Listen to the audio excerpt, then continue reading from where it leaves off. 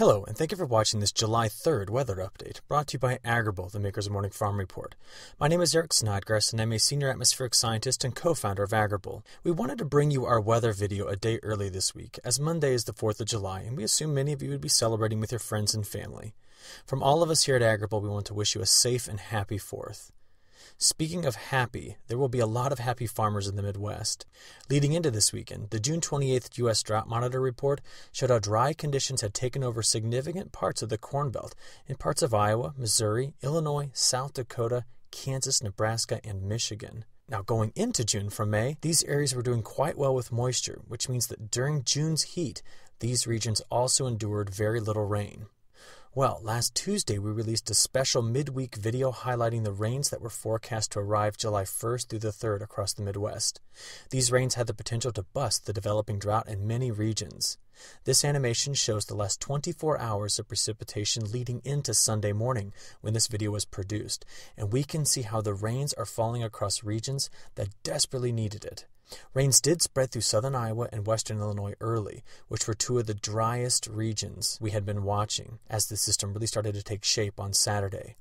Rainfall amounts were meager, though, in this region, and heavier rains were much further to the south, along a line from west central Kansas through central Missouri and into south central Illinois and Indiana. What is concerning is that the rainfall amounts, as estimated by radar across southeastern Iowa and west central Illinois, were not nearly as high as model forecasts suggested.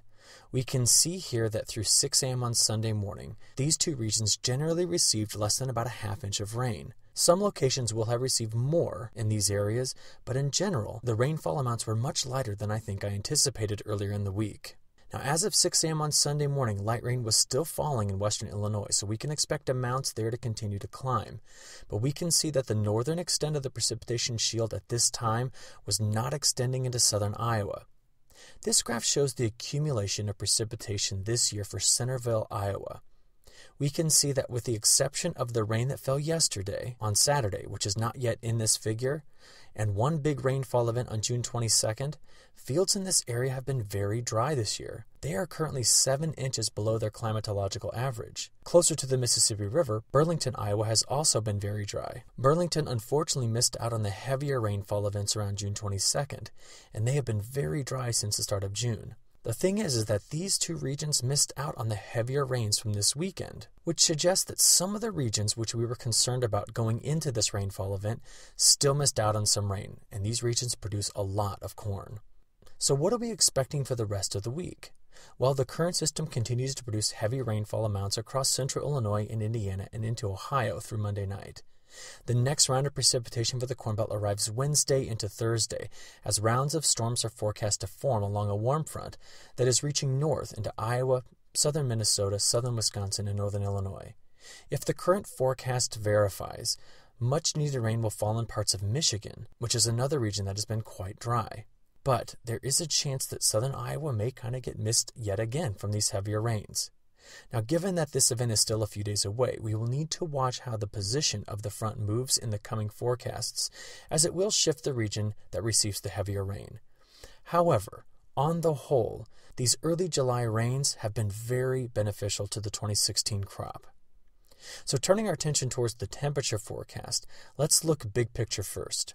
Over the coming days, we will see the jet stream evolve such that a trough forms out west and a broad ridge forms east of the Central Plains. This weather pattern is generally conducive to warmer than average conditions for the eastern Corn Belt. However, given the recent rains plus the forecast rains, and the fact that that ridge is not highly amplified, we are not anticipating temperatures approaching the century mark, but lower 90s are in the forecast for a big part of the Corn Belt.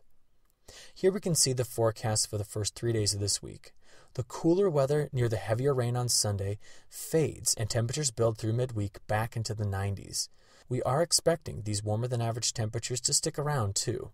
For example, here's the recent temperature and precipitation data plus the forecast for the next 16 days for Agrible headquarters. We can see how since June 19th, we were well above average in terms of temperatures and relatively dry too. Now, the cooler air that arrived on June 28th only has a few more days to stick around before we go back above average around the 6th of July. Lower 90s are anticipated for several days, but of greater concern is how warm the nighttime temperatures are from around July 7th through the 14th. Right now, these temperatures are forecast to stay in the low to middle 70s, and we need to kind of watch this pattern through the rest of July and August, as high overnight temperatures could certainly bring some added stress to the corn crop. However, unlike 2012, there will be plenty of rain in the forecast. On the whole, July and August are forecast to be warmer than normal, but in the short term, these temperatures are not forecast to be high enough to stress the corn crop in Illinois, Indiana, Iowa, and Minnesota. Again, this is another indicator that 2016 will likely have only small and regional stresses on the corn crop. Well, as always, we at Agrible will bring you the best and latest forecast weather information through our morning farm report so that you can efficiently plan your operations. We thank you for your attention and hope you look forward to our next weather video update. Thank you and have a safe and happy 4th of July.